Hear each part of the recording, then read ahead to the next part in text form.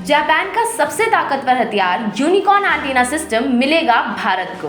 नमस्कार, मैं हूं अर्चिता और स्वागत है आपका इस नए वीडियो में, जहां आज हम बात करने जा रहे हैं दुनिया के सबसे ताकतवर यूनिकॉर्न एंटीना सिस्टम की, जो कि मिलने जा रहा है भारत को। ये एंटीना कोई नॉर्मल एंटीना नहीं है। इसके जरिए इंडियन नेवी के जहाज दुश्मनों का पता कुछ पल में ही लगा सकते हैं। इसके अलावा ये बेहतर कम्युनिकेशन भी प्रोवाइड करता है। चलिए अब बात कर लेते हैं कि आखिरकार ये एंटीना सिस्टम भारत को मिला कैसे। हाल ही में यूनिकॉर्न एंटीना की खरीद को लेकर इंडिया और जापान के बीच एक बहुत इंपॉर्टेंट समझौता हुआ। ये समझौता मंत्री स्तरीय 2+2 बैठक की तीसरी मीटिंग के दौरान हुआ। इस एंटीना का पूरा नाम यूनिफाइड कॉम्प्लेक्स रेडियो एंटीना है।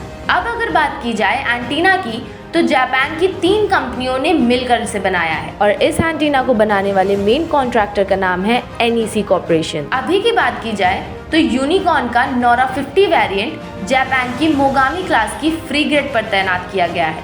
यूनिकॉर्न की बात की जाए तो इसे स्टेल्थ बनाया गया है, जिसके लिए इसको जहाज के डेक पर लगाने से पहले लगाए गए कई एरियल एंटीना को एक सपोर्ट कॉलम में डालकर फिट किया जाता है। इस एंटीना को जहाज की सबसे बेहतर लोकेशन पर लगाया जाता है, जिससे ये बेहतरीन स्टेल्थ कैपेबिलिटी दे सके और साथ ही इसकी रेडियो तरंगे ज़्यादा से ज़्यादा दूरी तक जा सके। इस यूनिकॉर्न सिस्टम की एक और ख़ास बात है और वो ये है कि इसे आसानी से मेंटेन और तैनात किया जा सकता है। मतलब साफ है कि इसे लगाने का तरीका बहुत ही ज़्यादा आसान है। चलिए अब बात कर लेते हैं यूनिकॉर्न एंटीना की कुछ क्वालिटीज़ की। तो यूनिकॉर्न एंटीना में एक नेटवर्क होता है जिसे लिंक 16 कहा जाता है।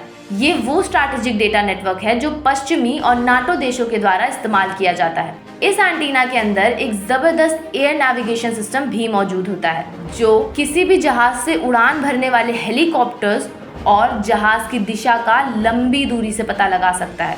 और ना ही केवल ये पता लगाता है, बल्कि बेहद सटीक जानकारी भी देता है। इसके अलावा इस सिस्टम के साथ IFF एंटीना भी लगाया जाता है, जो जंग के मैदान में दुश्मनों और दोस्तों की पहचान कर सकता है। इसी के साथ साथ इसमें एक UHF और VHF ट्रांसमिटिंग और रिसीविंग एंटीना सिस्टम भी होता है, जो वायरलेस कम्युनिकेशन प्रोवाइड करता है।